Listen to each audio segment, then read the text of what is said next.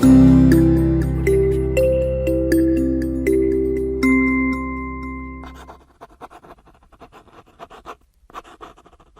learners, welcome to class. Today we are going to continue with the graphs and diagrams. In this you have types of diagram, that is simple bar diagram, multiple bar diagram, subdivided bar diagram, percentage bar diagram, broken scale bar diagram and deviation bar diagram, and you will be learning about pie diagram and what are the advantages of a diagrammatic representation. Let's see now one by one. Let's start with the types of diagrams. The first one, simple bar diagram, multiple bar diagrams, subdivided bar diagrams, percentage bar diagram, broken scale bar diagrams and deviation bar diagrams. You'll be learning one by one now what is a simple bar diagram. Let's start with the next one. What are the advantages of diagrammatic presentation? Totally you have 7 advantages in this. The first one, attractive and impressive. Second, easy to remember. Third, will simplify the data. Fourth one, will save time. Fifth, useful in making the comparison. And the sixth one, universal applicable. And the last one, which gives you more information. Yes, now let's start with the first one, attractive and impressive.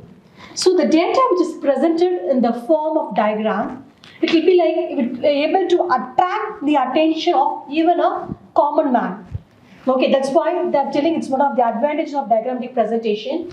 Yes, and apart from it, due to the fact that is a diagram which create more interest than the figures. So that's why in day-to-day life, while reading a journal or a newspaper or a magazines, we keep over the figures but mostly look at like in the form of diagrams. So the diagrams are very popular in the board meetings, even in the conferences or in a seminar or in a public functions, etc. Yes, so that's why the diagram will make you impressive and at the same time it will be like attractive. Okay, next we'll just move to the next one, easy to remember. So the diagram have a great memorizing effect. Okay, and apart from it, the picture which created in the mind by the diagram last much longer than those which created by figures which is presented in the tabular form. The third one will simplify the data. The diagram which are used to present a huge mass of complex data in a simplified and in a intelligible form. So which is easy to understand. The fourth one saves time. Yes, of course, the diagram which presented the complex mass of data in a simplified manner. So the data which is present in the form of diagram can be understood very quickly. On the other hand, it will be a lot of time it's needed to study the trends and significance of the data. And the next one, useful in making the comparison. Yes, it becomes easy to compare two sets of data, isn't it? By presenting them through the diagram. See, for example, the growth rate of population of different countries can be easily compared through the diagram. That's why it's very useful in making the comparison. The next, universal applicable. So the technique can be used universally at any place, at any time. So the technique is used almost in all the subjects and other various fields. The next will give more information. The diagram not only depicts the characteristics of the data, but also will give you the hidden facts and the relations which are not possible for the classified and tabulated data. So these are the advantages of diagrammatic presentation: attractive and impressive, easy to remember, will simplify the data and will save the time, and useful in making comparison the data, and it's a universal applicable, and the last one will give you more information. Let's start with the first one, simple bar diagram. So in the simple bar diagram, it's a group of rectangular bars of equal width for each classes, or it can be category of the data. So it is the simplest form of bar diagram. Yes, so the distance between the bars should be equal. Yes, that's why we are calling it as a simple bar diagram. So in this, it's the data which tells you about the literacy rate in India. Yes, we have presented the information in the form of simple vertical bar diagram. Okay, so a year, it denotes with the year, and the second column which is denoted with the literacy rate. The year which tells from 1951 to 2011. And the literacy rates which denoted in 1951, it's 18.33, and in 1961, 28.30, 1971, 34.45, it goes on up to 2011, 74.04. This literacy rate in India from the year 1951 to 2011. So we have presented this data in the form of diagram, that is simple bar diagram. So the x-axis which denotes about year, and the y-axis tells about the literacy rate in percentage. Yes, that's why we are calling it as a simple bar diagram. Let's move to the second type, multiple bar diagram. So this diagram is used when we have to make the comparison between two or more variables. What are variables? The variables like income and expenditure, import and exports for different year, and the marks which are obtained in the different subjects in different classes, etc. And this, it is also known as the compound bar diagram. And how we can represent, we can differentiate through, we can distinguish by different shades or colors to make the distinction between the bars. Yes, so in this, it tells you about the data on the faculty-wise distribution of the students of a college for the 3 different years by the multiple bar diagram. The first column denoted year, second arts, third column commerce, and the fourth one science. Yes, so in the year 2017, arts is 540, commerce is 325, and science is 250. And in 2018, arts 650, commerce 410, science 275. In the year 2019, arts 730, commerce 520, science is 350. We'll represent this data in the form of diagram. Yes, so the x-axis which denoted with the year, and the y-axis number of students. Yes, so that's why we are calling it as a multiple bar diagram. The third type, subdivided bar diagram.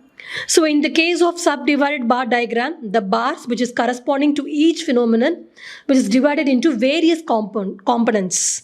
Okay, so each part or components which occupies a part of the bar which is proportional to its share in the total.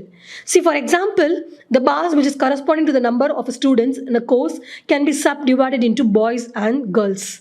And while preparing subdivided bar diagram, the various components in each bar should be kept in the same order. Okay, and in order to make the distinction among a different component, it is necessary to use different colors or shades. Yes, and then in this you can look at the data which is given. Okay, the first column again it's denoted with year. Yes, and then it's denoted with second column arts, third column commerce, fourth column science, and the fifth column is total. Okay, so according to the data which is represented, you'll be drawing your diagram. Yes, so in this, x-axis denoted with the year and the y-axis which denoted with the number of students. So in the 2017, you'll be markings with arts, commerce, and science. Yes, and at the last, you'll be marking with the total.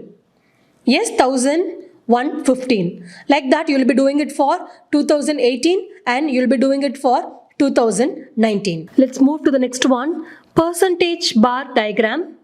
Yes, so a subdivided bar diagram which represents the percentage of total for each component. Yes, instead of their magnitude, it is known as the percentage bar diagram. And a subdivided diagram which is used to show the absolute magnitude of various components, and the magnitude can be changed into relative values by converting them as a percentage of the total. So each component of the data which is expressed as a percentage with respect to the corresponding total. Yes, and in a percentage bar diagram, all the bars will be of height 100, while the various segments of the bars which represent different components will vary in the height, depending on the percentage values of the total. Yes, so in this, the expenditure on the different items which is given in the absolute term. So these are to be converted into a percentage in order to show them on the percentage bar diagram. So in this, the data, the first column denoted with the items of expenditure, second family A and the percentage of expenditure, next family B, yes, and the percentage of expenditure. So in the diagram, the x-axis which denotes with family A and B, and y-axis denoted with percentage. Yes, so in this, the data what they have given you, you'll be marking in your diagrams. Next, broken scale bar diagram. So in this diagram, which is used when values of some variables is very high or low as compared to the others. Yes, so when one or more figures of data are unusually high magnitude, while the majority of the figures are low magnitude. So then the diagrammatic presentation is done by using a broken scale. Now, in this data, it tells you about the exports of a company. Yes, denoted with the first column year and the second one export. Year from 2015 to 2019, and exports which vary from 120, 250, 3,250, 430 and 550. So in this, the smallest variable is 120. Yes, and the largest one is 3,250. So there is a much difference between the largest and other values. So the diagrammatic presentation is done by using a broken scale. Yes, which is shown in the diagram. Deviation bar diagram. So the deviation bars which are used for representing the net changes in the data like net profit, net loss, net exports, net imports, etc. So only changes are represented and not the original data. So these diagrams can have both positive and negative values. So the positive values are shown on the x-axis and the negatives are on below it. Yes. So in this data, which tells you the net profit and loss of a company for a period of 5 years. Okay, by the deviation bar diagram. Again, the first column denoted with the year and the second one net profit and loss. Again, year which starts from 2014 to 19 and net profit or loss denoted with 150, 220, 200, 70, minus 50, minus 20. So in this diagram, the x-axis denoted with year and the y-axis denoted with net profit or loss. So the positive deviation, that is the net profit, it's presented by bar above the baseline. Yes, while the negative deviation, that is the net loss, it's represented by the bar below the baseline. Yes, that's why we are calling it as a deviation bar diagram. Pie diagram is a chart of circular shape broken into subdivision and the size of sections which indicates the proportion of each component part to the whole. Yes, so in this, and the pie diagram is also known as angular circle diagram. So in this, again, the following data which tells you about the expenditure of an average working class family. The first column denotes about items of expenditure. Second, percentage of total expenditure. Expenditure, food, clothing, housing, fuel and lighting and miscellaneous. And the percentage of total expenditure, 60, 15, 10, 12, 3. Now, how you will do it? The total of percentage is 100.